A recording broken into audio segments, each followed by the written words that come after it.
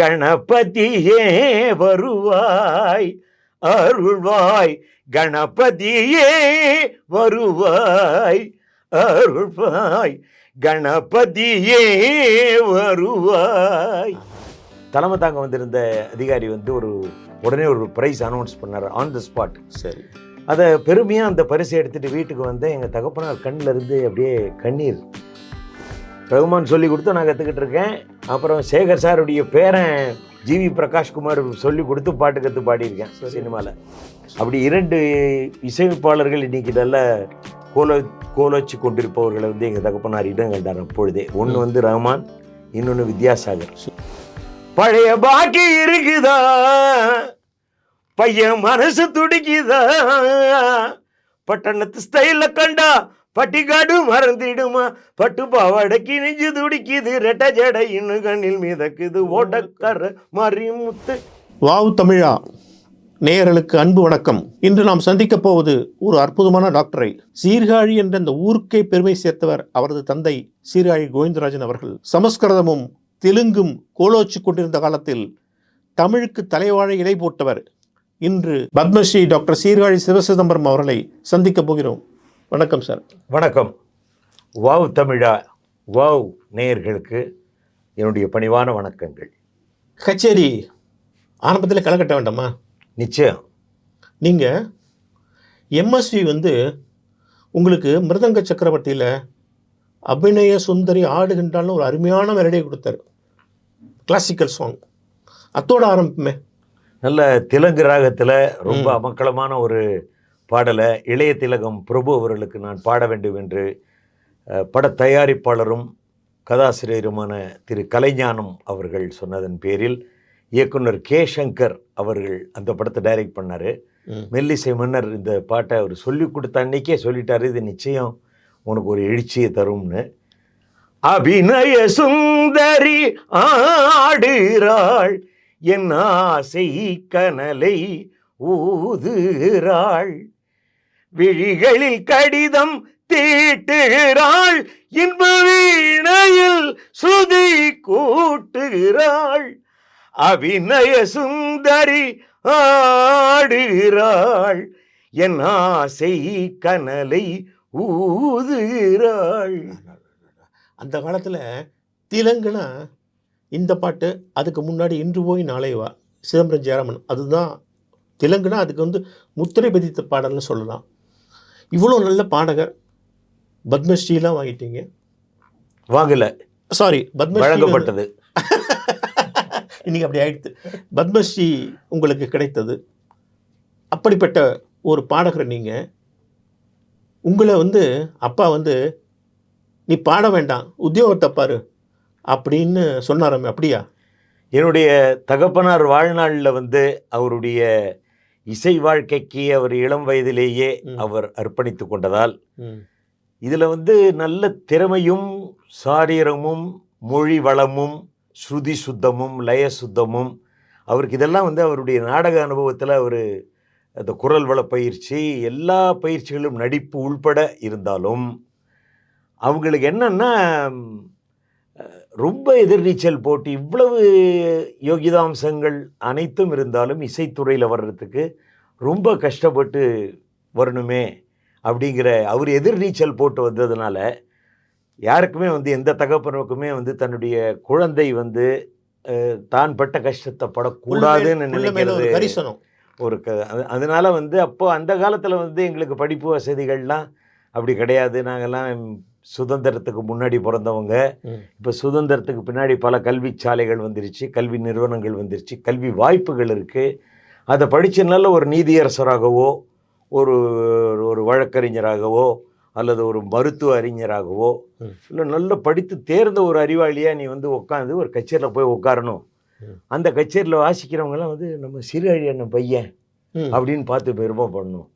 அதுதான் வந்து ஒரு வாழ்க்கையில் உண்மையான பெருமைன்னு என்னுடைய தகப்பனார் சொல்வார். அதனால படி படி படின்றது தான் எங்களுக்கு அவர் சொன்ன கருத்து. அவருடைய ஆசையா டாக்டர் ஆகணுங்கிறது இல்லை, நல்லா படிக்கணும் அப்படிங்கிறது. டாக்டர் ஆகணுங்கிறது என்னுடைய சகோதரியார் வந்து டாக்டர் ஞானவல்லின்னு, அவங்க டாக்டர் அமெரிக்காவில் ப்ராக்டிஸ் பண்ணிட்டு இருக்காங்க. அவங்க மருத்துவ படிப்புக்கு சேர்ந்த பிறகு ம். எங்கள் அப்பாவுக்கு என்னென்னா இது வந்து அவர் சுயமரியாதையும் தன்மானத்தையும் இரு கண்களாக மதித்தவர்களுடைய தகப்பனார். அவருக்கு வந்து என்னென்னா மருத்துவ தொழில் வந்து யாரையும் சாராமல் இருக்கலாம், நம்ம வந்து இண்டிவிஜுவலாக ஒரு இண்டிபெண்ட் ப்ராக்டிஸாக சரி. இருக்கலாம், ம். அதனால் நீ உனக்குன்னு கேஸை வேணும்னா விரும்பினா பார்க்கலாம், ம்.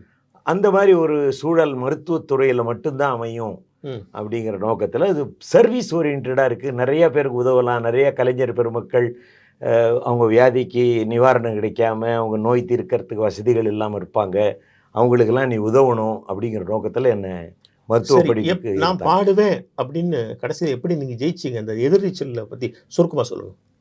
இங்கே அப்பா வந்து இசைத்துறையில் வந்து நான் வர்றதில் அவங்களுக்கு நாட்டம் இல்லை. ஆனால் என்னுடைய தாயார் வந்து நான் ஸ்கூலில் ஒரு தடவை நவீன கதா கலட்சேபம்னு ஒன்று பேரண்ட்ஸ் டேல ஆக்ட் பண்ணோம். சரி. அதில் வந்து தலைமை தாங்க வந்திருந்த அதிகாரி வந்து உடனே ஒரு ப்ரைஸ் அனௌன்ஸ் பண்ணார் ஆன் த ஸ்பாட். சரி. அதை பெருமையாக அந்த பரிசை எடுத்துகிட்டு வீட்டுக்கு வந்தேன். எங்கள் தகப்பனார் கண்ணில் இருந்து அப்படியே கண்ணீர். என்னப்பா இதுக்காக உன்னை கான்வெண்ட்டில் படிக்க வச்சேன்னு. ஆனந்த கண்ணீர் இல்ல.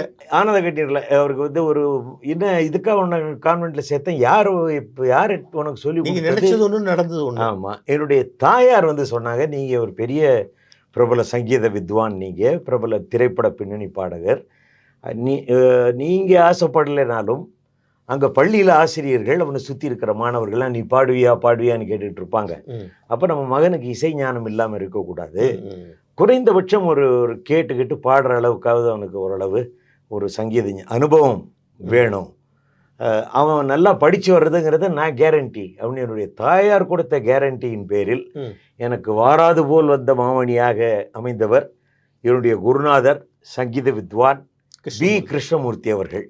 அவர்கிட்ட எங்கள் அப்பா சேர்த்து விட்டார். அவர்கிட்டையும் ஏன் சேர்த்து விட்டார்னா, எங்கள் அப்பாவும் அவரும் மியூசிக் காலேஜில் ஒன்றா சங்கீத வித்வான் கோர்ஸ் படித்தவங்க. ஆரம்பத்தில் உங்கள் அப்பாட்ட கொஞ்சம் கற்றுக்கிட்டு அடி வாங்கியிருக்கீங்களா? நிறையா வாங்கியிருக்கேன். அப்பா கிட்ட வந்து முதல்ல அப்பாட்ட தான் கற்றுக்கணுன்னு ஆரம்பித்தேன். அதுவும் எங்கள் அம்மா வந்து கொஞ்சம் சற்று ஃபோர்ஸ் பண்ணி எங்கள் அப்பா கிட்டக்க என்னங்க நீங்கள் சொல்லிக் கொடுங்கன்னு. காலைல 4 மணிக்கு ஏஞ்சி வந்து என்னை எழுப்ப சொல்லுங்கன்னாரு. அவர் முதல் நாள் கச்சேரி போயிட்டு வந்து தூங்கிட்டு இருக்காரு. நான் போனேன். போய் அப்பான்னோடனே ஏஞ்சி வந்து சொல்லி சாமி ரூமில், எங்கள் வீட்டு சாமி ரூமில் முதல் வகுப்பு தபுரா மீட்டிக்கிட்டே அவர் போட்டார். நான் தாளத்தை கொஞ்சம் தவறி போட்டுவிட்டேன். உடனே கையை வச்சு பட்டு என் தொடையில் ஒரு அடி. இதுதான் ஆதி தாளம்னு. அன்னைக்கு 15 ஆதி தாளம். அதிலிருந்து வந்து எனக்கு தவறுறதே கிடையாது. ஆனால் அடுத்த நாள் வந்து காலையில் ஆதி தாளம் போடும்போது அப்பா ஞாபகம் வருவார். ஆமாம் நிச்சயம். அடுத்த நாள் வந்து எங்கள் அம்மா வந்து எப்பா இன்னைக்கு அப்பா கிட்ட தான் கற்றுக்கலாமே, இன்னைக்கு சாயங்காலம் தான் ஊருக்கு போகிறாங்க. இல்லைப்பா என்னை விட்டுருங்கன்னு. எங்கள் அப்பா கிட்டேயும் சரி எங்கள் குருநாதர்கிட்டையும் சரி அவங்கக்கிட்ட நான் கேட்டு கற்றுக்கொண்ட அனுபவங்கள் நிறையா. பக்தி சங்கீதம்னா உங்கள் அப்பாவுடைய சில கற்கண்டு பாட்டெல்லாம் நம்ம கேட்காம போகக்கூடாது. தேனான பாடல்கள், ஏகப்பட்ட பாடல்கள். முதல் ரிலீஸ் பார்த்தீங்கன்னா விநாயகர் பாடல்கள் எங்கள் அப்பாவுக்கு ரொம்ப. கணபதியே 2 லைன் பாடிட்டீங்களா? கணபதியே வருவாய் அருள்வாய், கணபதியே வருவாய் அருள்வாய், கணபதியே வருவாய். அதுவும் அந்த விநாயகனை வினை தீர்ப்பவனே, அது ரெண்டும் வந்து ஃபர்ஸ்ட் சிங்கிள்ஸ் ரெக்கார்டு வந்தது. சூப்பர். அது தொடர்ந்து நிறைய பாடல்கள் எங்கள் அப்பா வந்து முருகன் பாடல்கள், அம்பாள் பாடல்கள். எல்லாருக்கும் பிடிச்ச பாட்டு, எனக்கு பிடிச்ச பாட்டு பெண்ணவளின் கண்ணழகை. பெண்ணவளின் கண்ணழகை பேசி முடியாது, பேரழகு கீடாக வேறொன்றும் கிடையாது, பேரழகு கீடாக வேறொன்றும் கிடையாது, சின்னஞ்சிறு பெண் போலே சிற்றாடை இடை உடுத்தி சிவகங்கை குளத்தருகே ஸ்ரீதுர்கை சிரித்திருப்பாள், சின்னஞ்சிறு பெண் போலே. சிந்து பைரவி இல்லையா? சிந்து சிந்து பைரவி ஸ்டாம்ப். அது இசை மேதை டிஆர் பாப்பா அவங்க அந்த ராகத்தை வந்து அவருடைய சொத்தாவே எடுத்துக்கிட்டு ஏகப்பட்ட மெலடிஸ் பண்ணவர். இது வந்து அவருக்கு முத்திரையான பாடல். இந்த மாதிரி அப்பா வந்து இன்னும் நிறைய பக்தி பாடல்கள் பாடிருக்காங்க. இதுல இன்னும் உங்களுக்கு பிடித்த பாட்டு ஒன்று சொல்லுவேன். நீ அல்லால் தெய்வம் இல்லை, எனது நெஞ்சே நீ வாழும் எல்லை, முருகா நீ அல்லால் தெய்வம் இல்லை, எனது நெஞ்சே நீ வாழும் எல்லை, முருகா நீ அல்லால் தெய்வம் இல்லை. இந்த பாட்டு வந்து கவிஞர் கலைமாமணி உளுந்தூர்பேட்டை சண்முகம் அவர்கள் இயற்றிய பல பாடல்களுள் வெற்றி பெற்ற பாட்டு. அப்பா. ஆமா. அதே மாதிரி செங்கழி வாய் திறந்து சிரித்திடுவாய் பாட்டு இருக்குல்ல, ஆமா, அது பாடலாமா? அது திரைப்படத்துல வந்த பாட்டு. பரவாயில்ல. செங்கனி வாய் திறந்து சிரித்திடுவாய், தித்திக்கும் தேன் குடமே செம்பூச்சரமே, செங்கனி வாய் திறந்து சிரித்திடுவாய். சுசிலாமாவோட உள்ள டுவேட் அது திரைப்படத்துல. அந்த மாதிரி அப்பா வந்து பக்தி பாடலை எவ்வளோ பாடியிருப்பார்? கணக்கு வழக்கு உண்டா? கணக்குன்னு ஒன்று வச்சுக்கல. அதுக்கப்புறம் நாங்கள் சும்மா குடும்பத்தில் பிள்ளைகள்லாம் சேர்ந்து நானும் எங்கள் அக்காலாம் வந்து உட்காந்து எங்கள் அப்பாவுடைய ரெக்கார்டிங்ஸு எவ்வளோ பாட்டு பாடியிருக்காருன்னு பார்த்தபோது எங்ககிட்ட ரெக்கார்ட்ஸு அது இது அவருடைய டேப் உள்ள ரெக்கார்டிங்ஸ் எல்லாமே 16,000 பாடல்கள் என்னுடைய தகப்பனார் இது இருந்தது. இன்னொரு விஷயம் என்னென்னா, சீர்காழி கோவிந்தராஜன் அவர்கள் வந்து நிறைய சினிமாவில் அவருடைய கவனத்தை செலுத்தி கர்நாடிக் மியூசிக்லேயே அவருடைய கான்ட்ரிபியூஷன் இன்னும் பெருசாக இருந்திருக்கும். ஆனால் அவர் வந்து பாதை மாதிரி இந்த பக்கம் வந்துட்டார். ஏன்னா அது சூழல் அப்படி ஆயிடுச்சு. எல்லாரும் அவரை கூப்பிட்டு அவர் அந்த பக்கம் போயிட்டார் அப்படின்னு ஒரு அப்படிலாம் ஒன்றும் கிடையாதுங்க. எங்கள் தகப்பனார் வந்து அவருடைய குரல் வளமும் அவருடைய மொழி வளமும் கர்நாடக சங்கீதத்திற்கு எந்த சங்கதி யார் இது பண்ணாலும் ஒரு தடவை கேட்டார்னா மேக்னெட் மாதிரி அப்படியே பண்ணிடுவார். அப்போ வந்து இப்போது இந்த ஆண்டு பத்மஸ்ரீ விருது பெற்றிருக்கிற கிளார்னட் எவரெஸ்ட் ஏகேசி மாமா அவர்கள் சொல்வார்கள், தமிழ்நாடு ஃபுல்லாக நிகழ்ச்சிகள் நடக்கும் ஆலயங்களில், பெங்களூர்லாம் போய் நிகழ்ச்சிகள் பண்ணுவோம். 3 பேர் வந்து அப்படியே அடுத்தடுத்து அவங்க வண்டிகள் போயிட்டுருக்கோம். ஒன்று அவர் ஏகேசி, ஒன்று நான், அவர் ஏகேசி அவர் சொல்லிக்குவார். 2வது காரக்குறிச்சியார், அடுத்து இசைமணியார். நாங்கள் 3 பேரை சந்திக்காத இடங்களே கிடையாது. எல்லா மேடைகள்லையும் வந்து எங்களுடைய இசை நிகழ்ச்சிகள் இருந்தது. ஒருத்தருக்கு ஒருத்தர் பரஸ்பரம் உட்கார்ந்து கேட்கறது அப்படிங்கிற ஒரு அணுகுமுறையும் ஒரு இங்கிதமும் அந்த காலத்தில் நிகழ்ச்சிகளுக்கு முதல் நாளே போய் முதல் நாள் கச்சேரியை பெரியவங்க வாசிச்சதையும் கேட்கணும் அப்படிங்கிறது இருந்ததுன்னு. அந்த அடிப்படையில் எங்கள் அப்பாவுக்கு அனுபவ ரீதியில் அவரை ஈர்த்த சங்கீதங்கள் ஜாஸ்தி. அதனால் வந்து எப்பேற்பட்ட ஒரு பாடலாக இருந்தாலும் எப்பேற்பட்ட சங்கீதமாக இருந்தாலும் அவர் உள்ளே பூந்தடிச்சு வந்துடுவார். அப்புறம் அவருக்கு சினிமாவில் சந்தர்ப்பம் அப்படிங்கிறது, அவர் கிளாசிக்கலில் இருக்கும் குரலில் வந்து சங்கதிகள்லாம் பேசும், ஒரு நல்ல கிளாசிக்கல் சாங்காக கொடுக்கணும், அவருக்கு இந்த மாதிரி சாதா பாட்டு கொடுக்கக்கூடாது அப்படின்னு பெரிய திலகங்களே, அப்போ நடித்த ஹீரோவான திலகங்களே ரொம்ப கிளாசிக்கல் ஆகிடும் சாங்கு வேணாம் அப்படின்னு ஃபீல் பண்ணுற கட்டமும் இருந்தது. அதே மாதிரி இங்கே வந்தீங்கன்னா அவர் கோவிந்தராஜனா சினிமாவில் பாடிட்டு இருக்கான், அவன் கொண்டா தேண்டா இங்கே வந்து தொந்தரவு பண்ணுறவன அப்படின்னு சொல்லக்கூடிய ஒரு இதுவும் இங்கே உள்ள சபைகளில் இருந்தது. சரி, இது ரெண்டுமே கிடைக்கலன்னா எங்களுக்கு எங்கே போவோம்? ஆண்டவன்கிட்ட தான் போவோம். ஆலயங்கள் அவருடைய சிறப்பை மதித்தது. எங்கள் அப்பா ஆலயத்தில் உள்ள சாதாரண பாமர ரசிகனை மதித்தார், அவன் உள்ளத்தை மதித்தார். இல்லை, தமிழ்நாட்டில் உள்ள கோயில்களில் உங்கள் அப்பா பாடின அளவுக்கு அது மாதிரி இன்னும் சில பேர் வேறு யாருமே பாடலை. அதாவது கோயில்களில் வந்து தான் நம்ம சங்கீதம் வளர்ந்துருக்கு. ஆனால் பல பேர் இந்த கோயிலை விட்டுட்டாங்க, சபாக்களில் பூந்துட்டாங்க, கல்யாண வீடுகளில் பூந்துட்டாங்க வருமானத்துக்காக. ஆனால் உங்கள் அப்பா வந்து கோயில்களில் பாடினது, பழனி கோயில், திருச்செந்தூர், திருத்தணி, மதுரை, எங்கே போனாலும் அவ்வளோ கூட்டத்தில் கோயில்களில் தான் சங்கீதத்தை வளர்த்தார் உங்கள் அப்பா. சரி, அப்பாட்டேருந்து அப்படியே உங்களை சிவசிதம்பரத்தில் வருவோம். உங்களுக்கு ரொம்ப பிடித்த பாட்டு உங்களுடைய பக்தி பாடல் ஆனந்த பைரவியில் ஒன்று பாடுவீங்க. யாரும் மழவை சிதம்பர பாரதி அவர்களுடைய கீர்த்தனம் என்னுடைய குருநாதர் எனக்கு போட்ட பிச்சை. அதை பாடுங்க, நல்லா இருக்கும், நீ ரொம்ப நல்லா இருக்கும். பூமேல் வளரும் அன்னையே, எழில் பூமேல் வளரும் அன்னையே, ஒளி பொருந்தும் பொன்னே ரட்சிப்பாய் என்னையே, செழுங்கமல பூமேல் வளரும் அன்னையே, ஒளி பொருந்தும் பொன்னே ரட்சிப்பாய் என்னையே, செழுங்கமல பூமேல் வளரும் அன்னையே. இன்னொரு பாட்டு பாடு, உங்களுடைய பாட்டு. முருகா முத்துக்குமாரா என்பேன், அறுபடை வீட்டின் அழகா என்பேன், கதிர்வேல் என்பேன், கந்தா என்பேன், கண்ணே கண்ணின் மணியே என்பேன், முருகா. இந்த பாட்டு இருந்தது. லண்டனுக்கு நாங்கள் போகிறப்போ ஆங்கில பாடல் ஒன்றை பாடக்கூடிய பாடுங்க இப்ப. நாடு முருகா. In the chambers of my heart, a shrine I have for thee. Come, O Lord, come, O life, come thou dwell in me. Lord Muruga, London Muruga, Lord Muruga, London Muruga. சுவாமி சாந்தானந்தாவுடைய அப்பா எப்படி book அது. ஒத்துக்கிட்டாரு? அப்பா வந்து ஒத்துக்கிட்டாருங்கிறத விட நான் வந்து தயார் நிலையில இருந்தேன். எங்கள் அப்பா கிட்ட நிகழ்ச்சிக்கு ஒரு 1 hour முன்னாடி தான் சொன்னேன். பெர்ஃபெக்ஷனிஸ்ட் அவரு. ஆமா, இதெல்லாம் பண்ணலாமா பண்ணக்கூடாது அப்படின்னு ரொம்ப பார்ப்பாரு. அதனால கேட்டேன். நீ என்ன கீர்த்தனைகள்லாம் பாட போறீங்கப்பான்னு என்கிட்ட கேட்டாரு. நான் வந்து என்ன கீர்த்தனைகள் பாட போறேன். அப்பாவோட சேர்ந்து சில பாடல்கள் பயிற்சி பெற்றிருந்தோம். 2 பேரும் சேர்ந்து இந்த லண்டன் முருகன் பேரில் பாடுறது அப்படின்னு.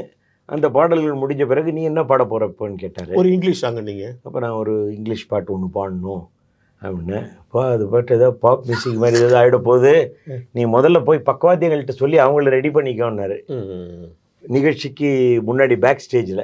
அப்புறம் நான் வயலின் மதுரை ஜெயராமையா அவர்களிடமும் மிருதங்கம் கொச்சின் பாஸ்கர் அவர்கிட்டையும் லைட்டாக பாடி காமிச்சேன். அப்புறம் அவங்க அங்கேருந்து சிக்னல் காமிச்சாங்க எங்கள் அப்பா கிட்டக்க. அப்புறம் என்னுடைய டேர்ன் வரும்பொழுது அதை பாடினேன். அங்கே அதை முக்கியமாக அங்கே பாடினதுக்கு காரணம், அங்கே போய் இறங்கினோடனே அங்கே பெரியவங்கெல்லாம் தமிழ் பேசிகிட்டு இருந்தாங்க, அவங்க வீட்டு குழந்தைகள்லாம் இங்கிலீஷ் தான் பேசிக்கிட்டு இருந்தது. ஸோ எங்கள் அப்பாவும் சொன்னார், அந்த குழந்தைகளுக்கு தகுந்த மாதிரி ஒரு பாட்டு இருக்கிறது நல்லது தான்.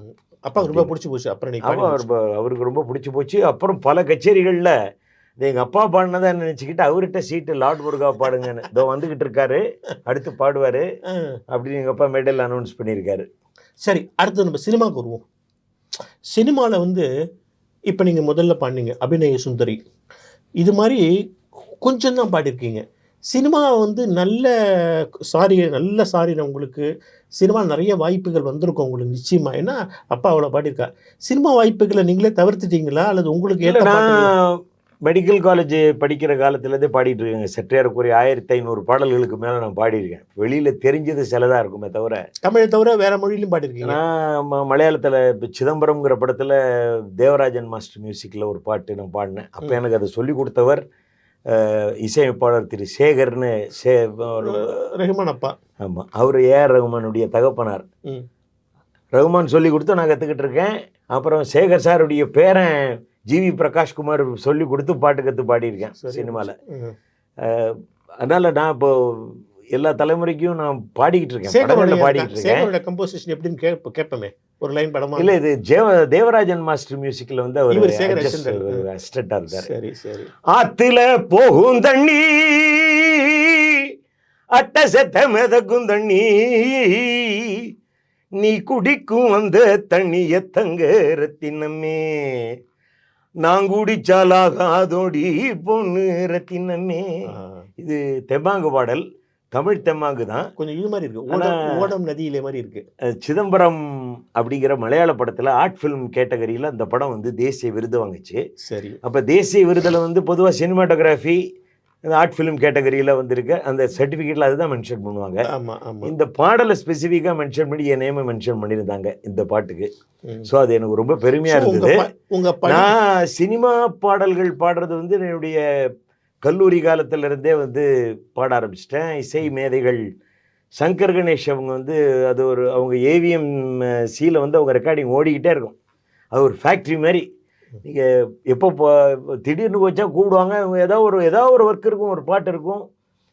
எங்களுக்கு மைக்கு முன்னாடி நின்று எப்படி பாடுறது, மைக் எப்படி அப்ரோச் பண்ணுறது, எப்போ வாயை திறந்து பாடணும், எப்போ அளவாக பாடணும், இந்த விஷயங்களெல்லாம் வந்து கிரகிக்கக்கூடிய வாய்ப்பு அவங்க தந்த வாய்ப்புகள். சினிமா கேரியர் வந்து சங்கர் கணேஷ் மூலியமாக ஆரம்பிச்சது. சங்கர் கணேஷ் வந்து புலி வருது புலி அப்படின்னு ஒரு படத்துக்கு மியூசிக் பண்ணாங்க. அதில் ஒரு திருவிழா பாட்டு ஃபஸ்ட்டு பாடினோம். அதுக்கப்புறம் எம்எஸ்வி, அதுக்கப்புறம் வந்து மெல்லிசை மன்னர் தான் வந்து ஒரு பெரிய பிரேக் கொடுத்தாரு எனக்கு வந்து. அதாவது சினிமாவில் வந்து அது வந்து ஒரு ஓடுற குதிரை, அந்த குதிரையில் பணம் கட்டுற மாதிரி அப்படின்னு எல்லாரும் சொல்லுவாங்க. அது ஜெயிச்சு ஒரு பெரிய கம்பெனியில் ஒரு பாட்டு வந்து நல்ல ப்ரொடக்ஷன் யூனிட்டாக கம்பெனியாக இருந்து அதில் ஒரு பாட்டு வந்து அந்த படம் நல்லா ஓடி அந்த பாடல் நிறைய ரேடியோவில் கேட்டு பிரபலமாச்சுன்னா நிச்சயமா. அவங்களுக்கு நிறைய வாய்ப்புகள் வரும். அப்புறம் உங்கள் அப்பா வந்து ஏஆர் ரகுமானுக்கு ரொம்ப பிடிக்குமாமே, அந்த வாய்ஸ் ரொம்ப பிடிக்குமா? அவரே பல பேட்டிகளில் சொல்லியிருக்காரு. அவர் என்னுடைய தகப்பனாருடைய ரசிகர், பெரிய ரசிகர். அது மட்டுமல்ல எங்கள் அப்பா வந்து ரகுமானுடைய ரசிகர். அவர் இசையமைப்பாளர் ஆகிறதுக்கு முன்னாடியே. ஓ அப்படியா? ஏன்னா அவங்க தகப்பனார் மறைந்த நேரம், ரகுமானுடைய தகப்பனார் மறைந்த நேரம், இவர் வந்து அப்போ கீபோர்டெல்லாம் வாசிச்சுக்கிட்டு ஸ்கூல் கோயிங் ஸ்டூடெண்ட்டாக இருந்தார். இப்போ எங்கள் அப்பா சொல்லுவார், அவங்க டிவோஷனல் ரெக்கார்டிங்க்கு டிஆர் பாப்பா அவர்கள்ட்ட சொல்லுவார், பாப்பாண்ணே நம்ம சேகர் பையன் நல்லா வாசிக்கிறார், கூட்டுவாங்க அப்படின்னு. அப்படி 2 இசையமைப்பாளர்கள் இன்றைக்கி நல்ல கோலோச்சு கொண்டிருப்பவர்களை வந்து எங்கள் தகப்பனார் இடம் கண்டார் அப்பொழுதே. ஒன்று வந்து ரஹ்மான், இன்னொன்று வித்யாசாகர். சூப்பர். 2 பேரையும் வந்து எங்கள் அப்பா வந்து நல்ல ஞானஸ்தன்லாம் இருக்காங்க, பிள்ளைகள்லாம் எவ்வளோ பிரிஸ்காக நீங்கள் சொல்கிற நோட்டேஷன். பாடிருக்கீங்களா நீங்கள்? வித்யாசாகர்கிட்ட பாடியிருக்கேன். பாடிருக்கீங்க. ஆமாம். சரி, ரஹ்மான் பற்றி முத்து முத்த பேஞ்ச மழை தண்ணி நானே அந்த மூங்கிலில தடி தண்ணி நானே இப்படி ஒரு பாட்டு இப்போ வித்யாசாகர் இசை. நல்ல ஒரு கிளாசிக்கல் சென்ஸ் உள்ளவர். அவர் இன்னும் பெரிய இடத்துக்கு வர வேண்டியவர் அவர் ஆக்சுவலாக. சரி, ரஹ்மானுக்கும் ரஹ்மானுடைய இதில் நீங்கள் 2-3 படத்தில் பாடிருக்கீங்க. எனக்கு தெரிஞ்சு இந்திராவில் பாடிருக்கீங்க, ஜோடியில் பாடிருக்கீங்க. அவருக்கு உங்களுக்கு உள்ள நட்பு நெருக்கம். மெல்லிசை மன்னர் அவர்கள் வாய்ப்பு கொடுத்த பிறகு பல இசைப்பாளர்கிட்ட பாடிருக்கேன். நான் இளையராஜாட்டையும் பாடியிருக்கேன். ஆனால் வந்து ஒரு பற்றோட வந்து என்னை வந்து அழைத்து பாட வைத்தவர் ரகுமான். அதில் பார்த்தீங்கன்னா நம்ம போற்றுதலுக்குரிய சுஹாசினி மேடம் அவங்க முதல்ல டைரக்ட் பண்ண படம் இந்திராங்கிற படம். அதில் கூப்பிட்டு என்ன முறையாக கூப்பிட்டு அவங்க ரகுமான் அவர்கள் ஸ்டுடியோவில் போய் அந்த ஓடக்கார மாரிமுத்து ஓட்டவாயி மாரிமுத்து ஊருக்குள்ள வயசு பொண்ணுங்க சௌக்கியமா, இந்த பாட்டு எஸ்பிபி அண்ணாவோட பாடக்கூடிய பழைய பாட்டு. அது பாடுங்க, அதெல்லாம் நல்லா இருக்கும். பழைய பாக்கி இருக்குதா, பையன் மனசு துடிக்குதா, பட்டணத்து ஸ்டைல கண்டா பட்டிக்காடு மறந்திடுமா, பட்டு பாவாடைக்கு நெஞ்சு துடிக்குது, ரெட்ட ஜடை இன்னும் கண்ணில் மிதக்குது, ஓட்டக்கார மாரிமுத்து ஓட்ட வாயி மாரிமுத்து ஊருக்குள்ள வயசு பொண்ணுங்க சௌக்கியமா. இந்த பாட்டு வந்து ஒரு ரஹ்மான் அவர்கள் சொல்லி கொடுத்து. அப்புறம் அஞ்சாதே ஜீவா தான் எல்லாரும் ஊரெல்லாம் ஹிட் ஆயிடுச்சு. அஞ்சாதே ஜீவா நெஞ்சோடு வா வா ஆனந்த பூவே அன்பேவா, என்னை கொள்ளையிட்டு போகும் அழகே வா, என்னை கொன்று விட்டு போகும் மலரே வா, வாழ்க்கையும் உயிரே வா வா வா ஜீவா ஜீவா, போக்களையே ஆயுதமாய் கொண்டவன் நீதானே. இந்த பாட்டு வந்து சொர்ணலதா அவர்களோட நான் சேர்ந்து பாட. அவர் எப்பவுமே இந்த பாட்டு ஃபைனல் இது முடிஞ்சோடனே கேட்டுட்டு பாராட்டுவார். அதுக்கப்புறம் ஏன் இளையராஜாவோட நீங்கள் அதிகமாக தொடர்பு? அவங்க கூப்பிடலது. நான் ஒரு பாட்டை பாடிருக்கீங்க இல்லையா? நான் முதல்ல வந்து சுசீலாமாவோட ஒரு சாங் ஃபஸ்ட்டு பாடினோம். காதல் தேகங்கள் பொன்னூஞ்சல்லாடாதோ, வானும் வாழ்த்துக்கள் கூறாதோ, பூக்கள் பொன் மஞ்சம் போடாதோ, காற்றே சங்கீதம் பாடாதோ. இந்த பாட்டு வந்து அவர்கிட்ட முதல்ல பாடினோம். அது வந்து பிஆர் பந்துலு அவர்களுடைய மகன் ரவிசங்கர் இயக்கத்தில் எடுத்த படம். இலையுதிர் காலம்னு அந்த படத்துடைய பேர். அதில் பாடி அது பாடிட்டு வந்துட்டு அதுக்கப்புறம் அந்த ட்ராக்கு அது மாறி போச்சு. இந்த மாதிரி சினிமாவில் நடக்கிறது, நம்ம சினிமாவில் தற்கால விஞ்ஞான சூழலில் அது ரொம்ப சௌரியமாக போச்சு. ஒரு இசைமணி சீர்காழி கோவிந்தராஜனுடைய பையன் பாட வராரு. அவர் பெரிய டாக்டரு, டீனு, கவர்மெண்ட் மெடிக்கல் காலேஜில் டாக்டராக இருக்கிறவர்.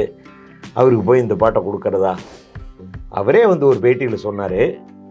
ஓ போடு பாட்டு வந்துச்சு, அது சென்சாருக்கு போன உடனே பாதி வரிகளை ரிமூவ் பண்ணாங்க. ஆர்டிஸ்ட்டை கூப்பிட்டு மிக்ஸ் பண்ணோம். அதுக்கப்புறமும் ரிமூவ் பண்ணுன்னு சொல்லி பண்ணாங்க. ரிலீஸ் டேட் வந்துருச்சு, போட்டுட்டோம். என்ன பண்ணோம்னா அந்த வரிகள்லாம் வேக்கண்ட்டாக ஓடிக்கிட்டு இருக்கும். பின்னாடி ஜிம் சிச்சக்கடி ஜிம் பிச்சக்கடி ஜிம் பிச்சக்கடின்னு ரிதம் போயிட்டு இருக்கும். மியூசிக் டேரக்டர் அதை பற்றி கவலைப்படல, பாடினவங்களும் அதை பற்றி கவலைப்படல, நாங்களும் அதை கவலைப்படல, மக்களும் அதை பற்றி கவலைப்படல. ஏன் அந்த 4 வரியை காணும், 4 வார்த்தையை காணுமே, என்ன வார்த்தை வேணும், அவங்களும் கவலைப்படல அப்படின்னு ஐயாவே ஒரு பேட்டியில் சொல்லியிருக்காங்க. இன்னொரு விஷயம் என்னென்னா, இப்போ சமீபத்தில் நீங்கள் சொன்னீங்க சித்து ஸ்ரீராமை பற்றி பேசுங்க, நிறைய பாடுறாரு, நல்லா பாடுறாரு, பெரிய வரவேற்பு. அவர் வந்து உங்கள் அப்பாவுடைய பாட்டை ட்ரை பண்ணுறாரு. உங்கள் அப்பாவுடைய ஆல் டைம் ஹிட் இருக்கு பாருங்க, உள்ளத்தில் நல்ல உள்ளம் உறங்காது. அந்த பாட்டை வந்து ஒரு கச்சேரி மேடையிலே ட்ரை பண்ணுறாரு. அதுக்கு கடுமையான கண்டனங்கள், விமர்சனங்கள். நீங்கள் என்ன ஃபீல் பண்ணுறீங்க? உள்ளத்தில் நல்ல உள்ளம் உறங்காதென்பது வல்லவன் வகுத்ததடா கல்னா, வருவதை எதிர்கொள்ளடா. செலிபிரிட்டியோட இன்டர்வியூஸ், சினிமா பற்றின டே டு டே அப்டேட்ஸ், ட்ரெண்டிங்காகவும் வைரலாகவும் போயிட்டு இருக்கிற வீடியோஸ் பற்றி நீங்கள் தெரிஞ்சுக்கணுமா? அப்போ வாவ் தமிழா பாருங்க. அண்ட் மறக்காம இந்த சேனலில் லைக் பண்ணுங்க, கமெண்ட் பண்ணுங்க, சப்ஸ்கிரைப் பண்ணுங்க, அண்ட் உங்கள் ஃப்ரெண்ட்ஸோட ஷேர் பண்ணி என்ஜாய் பண்ணுங்க.